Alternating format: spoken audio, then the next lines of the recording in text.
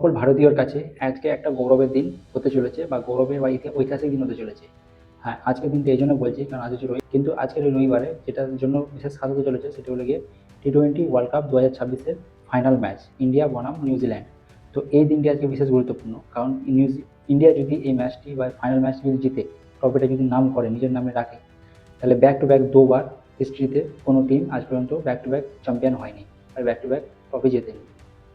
আর অপরদিকে নিউজিল্যান্ড এখনো পর্যন্ত একবারও টি-20 ওয়ার্ল্ড কাপ জেতেনি, তাই নিউজিল্যান্ড এই ম্যাচটা দেখতে চাইছে যে তারা ওই ট্রফিটা নিজের নামে করতে চাইবে। আর ইন্ডিয়া এদিকে চ্যাম্পিয়ন খেলাড়ি, চ্যাম্পিয়ন ট্রফি জিতের এক্সপিরিয়েন্স এবং চ্যাম্পিয়ন ট্রফি মানে ওয়ার্ল্ড কাপ ফাইনাল ট্রফি নিজের ঘরে আছে, সেটা কিন্তু বাইরে যেতে দেবে না।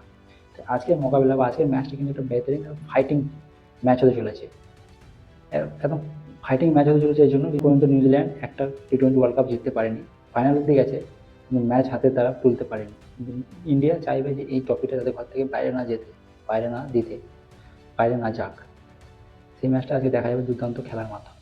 তো সবই দর্শক, সবই মানে ফ্যান্স, ভারতীয় ক্রিকেটার সাপোর্টার যেটা মানে পৃথিবীর কোনায় কোনায় আছে, তারা সবই দেখবে যে এই ম্যাচটা আজকে যে ইন্ডিয়া জেতে আর ইন্ডিয়ার ম্যাচ ট্রফিটা যেন তাদের ঘরেই রাখতে চায়। তো আপনাদের কী মতামত? ইন্ডিয়া জিততে গেলে ইন্ডিয়াকে কী করতে হবে?